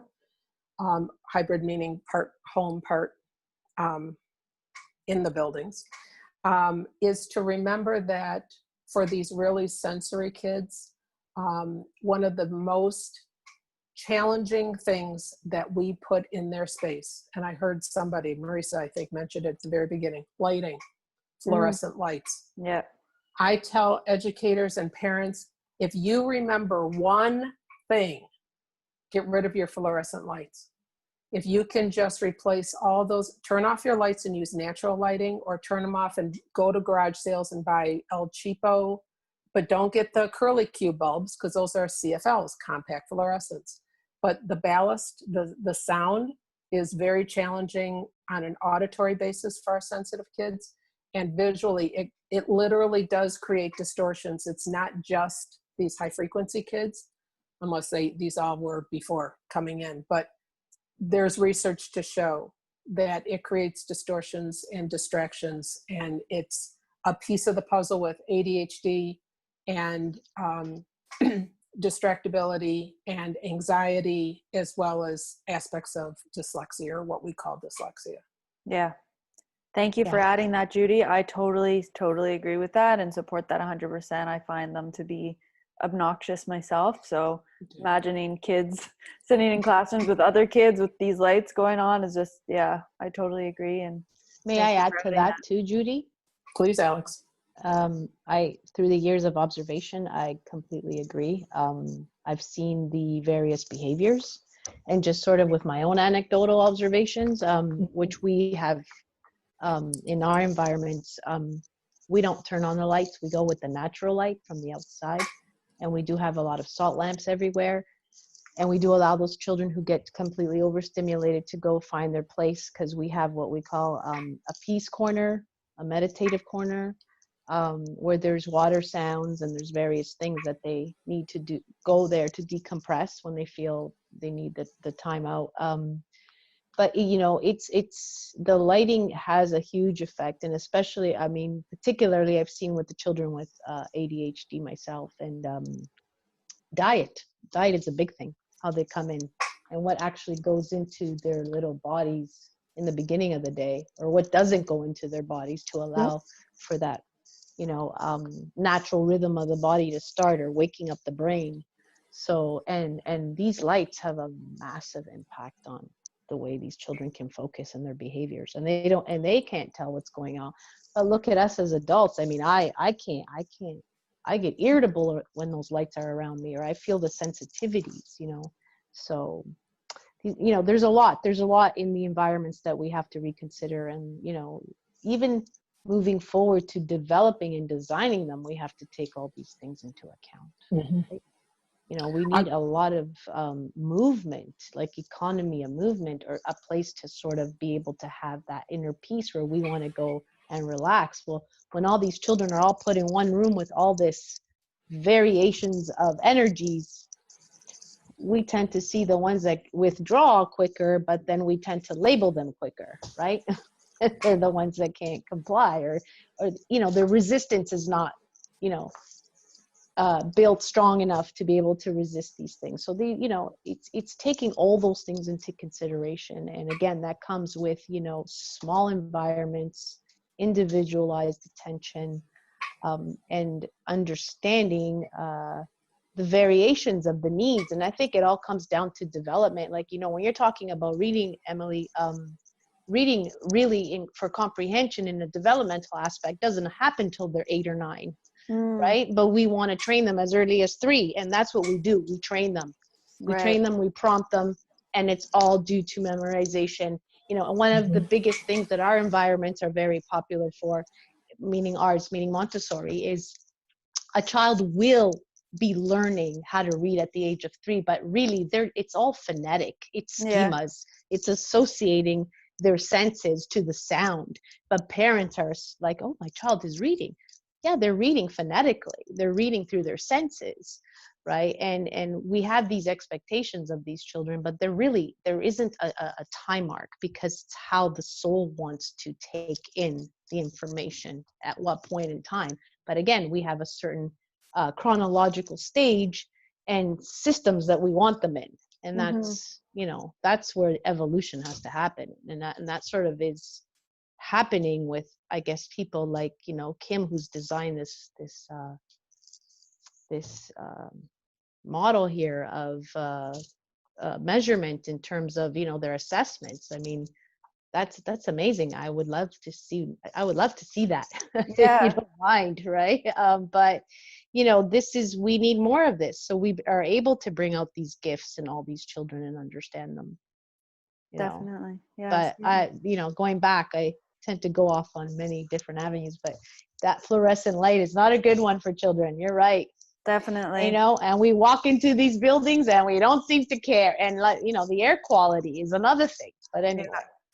Yeah. I mean, we could talk a lot about that. We can talk forever. I feel like what I want to add to that is just like how being surrounded by beauty nurtures us on such a deep level, because beauty to me signifies like the divine perfection. You know, it's like it's a perfect geometrical structure or form, and that's, you know, engaging and interacting with us on a deep level. And so to be surrounded by beauty, it nourishes us on such a deep level. And I feel like we need to, you know, it sounds so simple, or maybe like, you know, not that important, but when we all know that when we're like around a rose bush, or, you know, like orchids or something beautiful, like a skyline or something like that, like there's something within us that it just like brings to life, and it does become this interaction. And I feel like we need to emphasize the importance of that more in environments with children, because children are very obviously connected to that and sensitive to that as well. So they will notice that, and that will help to nourish their beings for growth and development as well. I just want to add that. So yeah, we're coming up on the 2-hour mark. It's 4:44. Oh, wow. What? Okay. So I really appreciate all of your contributions. Does anyone else want to add one last thing before we, I'll put it to any participants who are on who might have a question. But if anyone else wants to add something, if not, then we can go directly to that. All right. Great.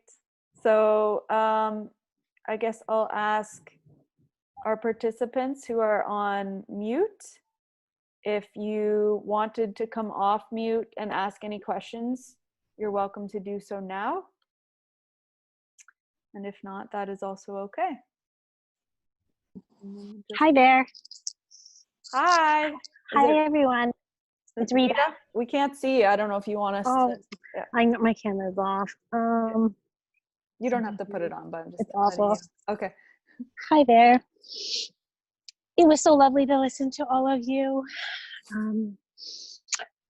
So inspiring. I guess right now, what's coming to me is my awareness of heart coherence. And I wonder if any of you can speak to that in relation to what you're doing, and if that is something that has resonated with your awareness of the vision of education in the future, because it's definitely something that I'm sitting with a lot in myself and my growth and my awareness of something that needs to be birthed in education as well. So that's sort of all I got. That's great. Thanks, Rita. Okay, I'm gonna mute myself. Okay. I can talk about something that's out there that's a modality that I use. If you'd like to hear that. Well, one thing what I've noticed about our educational system is it's so mind-based. And I think like Alex was saying, and everybody said, you know, there's so much memory attached to it that getting into the heart coherence, I've been trying to like find different modalities that work with kids. And one of the things is called the ICU Academy. It's teaching kids, they're blindfolded and they learn to work with their energy centers. And they do fun things like you can read, play games, throw a ball, do any kind of schoolwork, anything, but it really helps them tune in and attune to their own energy centers and get into that and recognize their own heart, because we talk about the heart light and that light's coming out, and then they're able to see with the blindfold on using their energy centers. So that's just something everyone could look up as ICU Academy. I find it to be really a beautiful modality. Great. Mhm. Recently, I was doing my own work, and in Journey, I was sorting something out, and I was directed that, you know, for so long, we've always been taught, what does your gut tell you? What does your gut say? And the new instruction that I was given that day was, that's not as accurate as what does your heart tell you? Go into your heart space and feel that, rather than going down to your gut and using that as your intuitive mirror. This is brand new for me. This was maybe 2 or 3 weeks ago. And within the week, I had an opportunity working with, if I'm remembering the right client, I think she's 15, 16. And she was sorting something out and it felt right. And I talked to her about, the trick is go to where your heart is. And it actually really resonated for her. And I thought, we might actually be onto something. And again, looking at these shifts that are occurring as we move through into this new earth, new way of being. And I just thought that was really interesting. So I throw that out there in case there's value to that. Amazing. Yeah, I love that question, because I feel like it brings it all together. Like everything that we talked about in the last 2 hours, because the heart is the center, right? Is the connection of the above and the below, and all, like everything that we're looking to bring, and where we need to really be delivering education from. Right? It's like that total balance.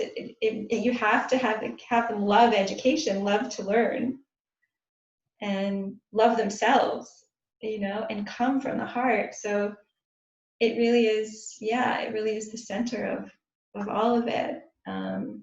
It is the way forward. Mhm. Yeah. The 0 point. Yeah. Thank you. Yeah, it's beautiful. For saying that. Yeah, so I feel like you're tapping into, like, this is where we need to go. This is the vibration, right? If we look at it as a frequency.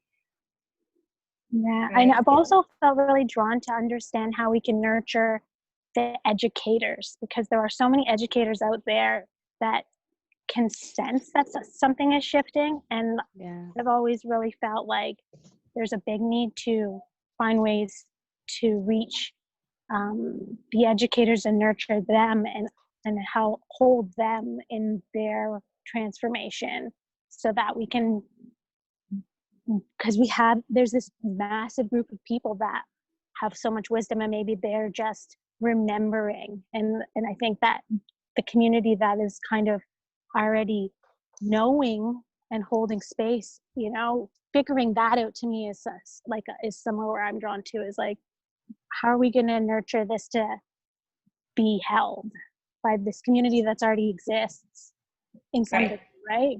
Yeah. Good question, Rita. It's important. And I think, yeah. They're getting it, Rita. Yeah. It's small, it's slow, and yet it's profound. When I go and I speak to educators, and one of my signature is there are no lazy students, which is really academic and very educational, but I talk about sensitives and looking at things differently.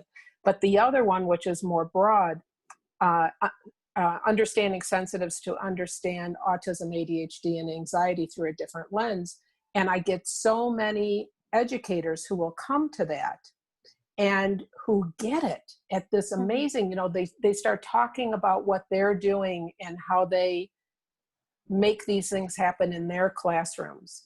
And the other cool thing is I've been out of the schools now for 11, 12 years, I guess. And what I could get away with is so minimal to what they're giving away with now.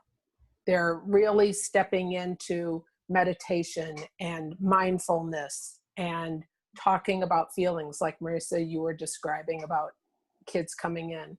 And also this piece of trauma-informed schools, because everything that they're working with teachers now in more and more educational settings, especially the ones who most need it, are looking at how to support kids who come from trauma environments.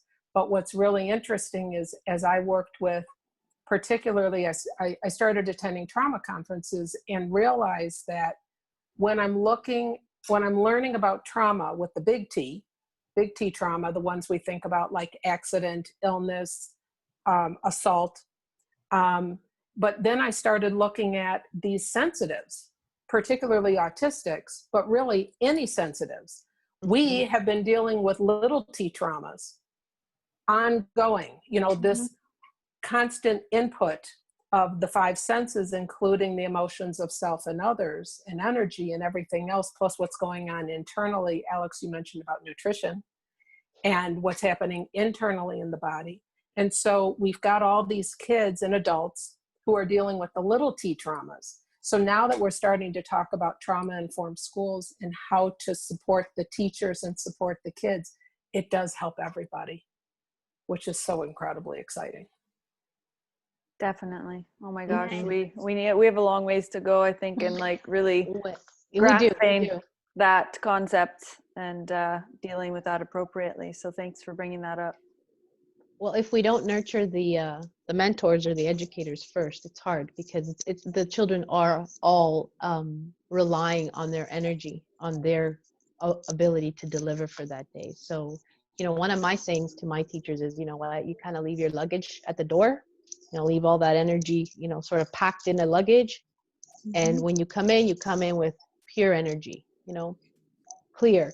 So we all do have the ritual in the school, children and educators, where we do sage and, use Santo Paulo. We've had a few incidents with the fire departments coming out.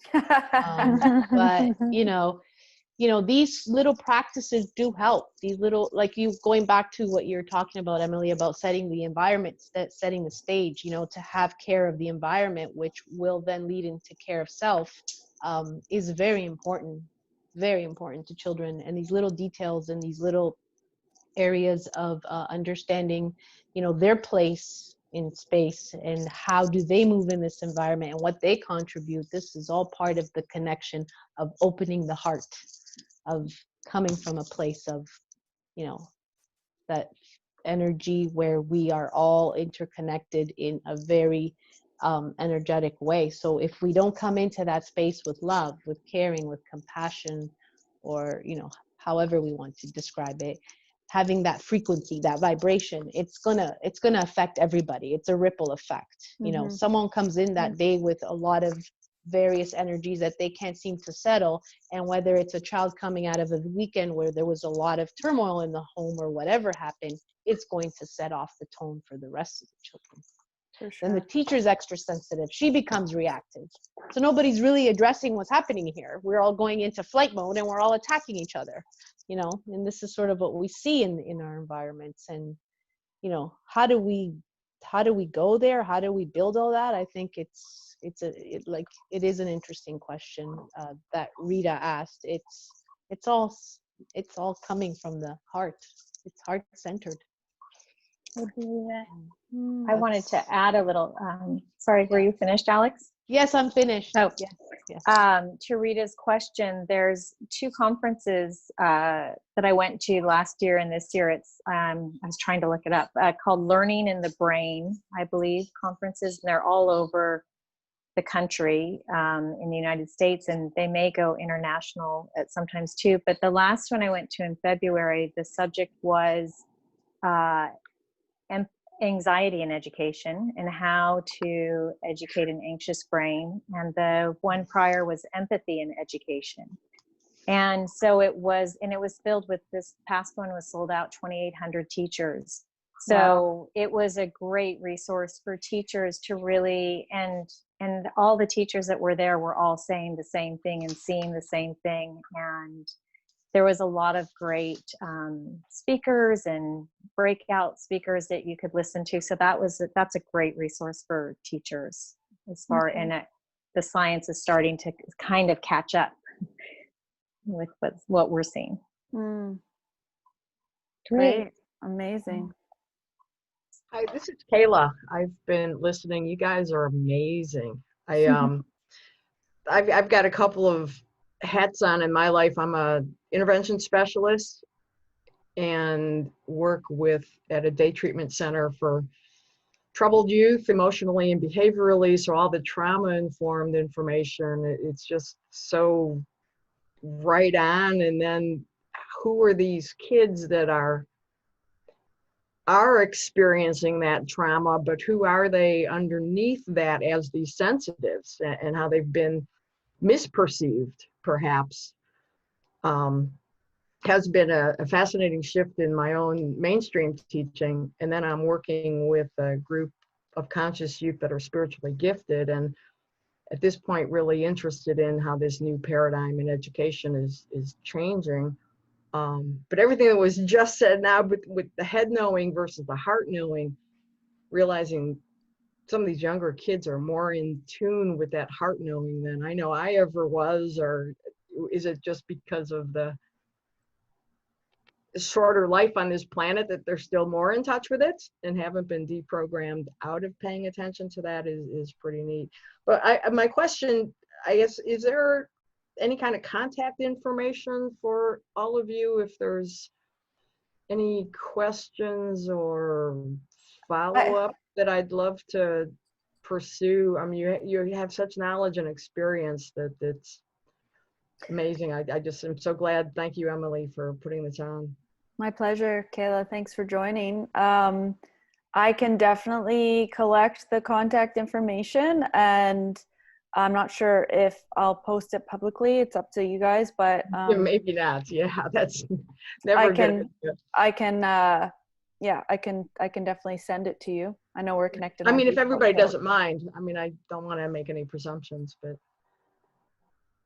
it's yeah, I think everybody pretty much has a public profile for the most part, and those who don't, I'll get their permission, but I'll definitely, yeah, I can definitely connect you for sure. Thanks. Yeah. Thanks for being with us and for sharing your question and just being a support.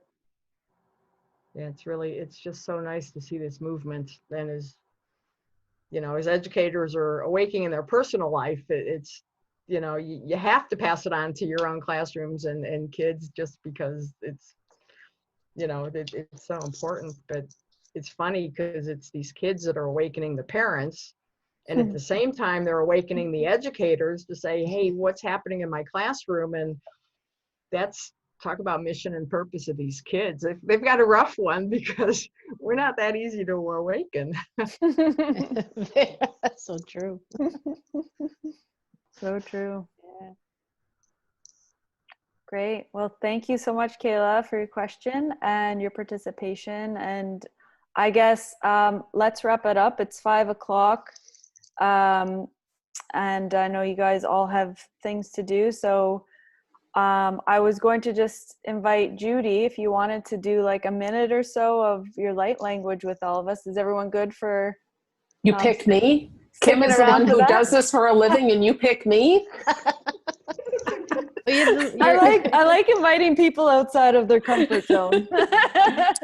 Anyway, you can say no, but I'm just offering that opportunity for you.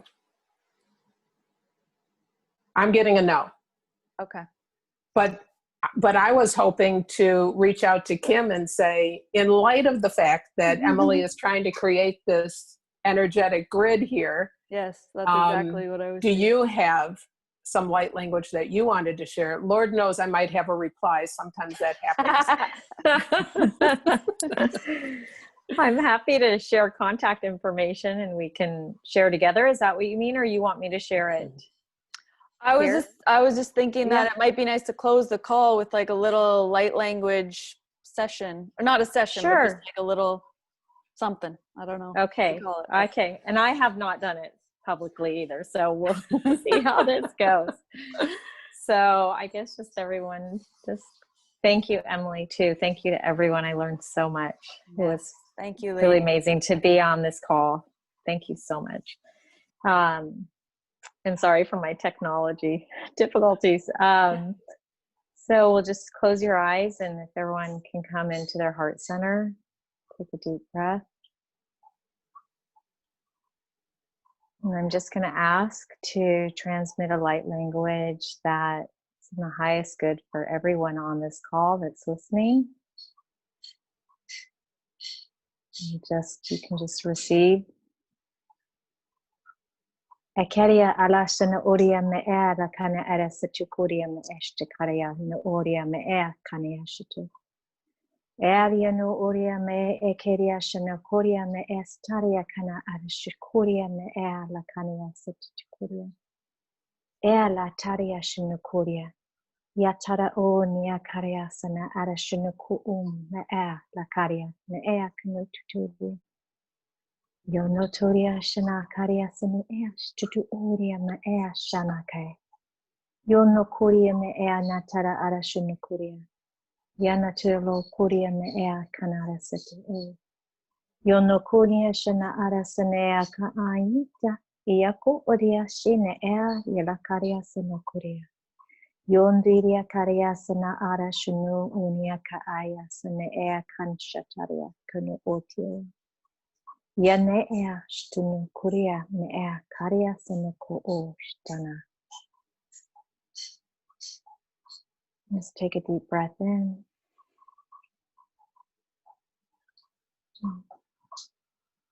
Thank you.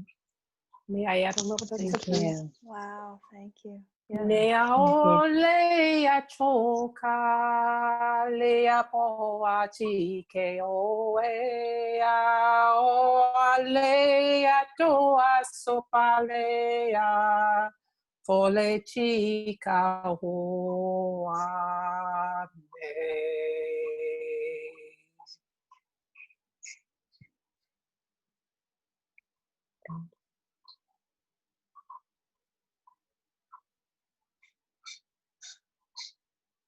Beautiful. Wow. Thank you so much, ladies. Thank you, That was Emily. that was a perfect way to Yes. end the call. Yes. And I trust that that was a perfect summary of all the energy that we created together, and that's going to be a beautiful blessing for and ripple out into the world. So appreciative of that. Thank you. That was beautiful. And enjoy the rest of your day, ladies. Thank you. And yeah, we'll see if we can do this again another time, and we'll see what comes down the pipe for the next steps in education. So thanks everybody for tuning in.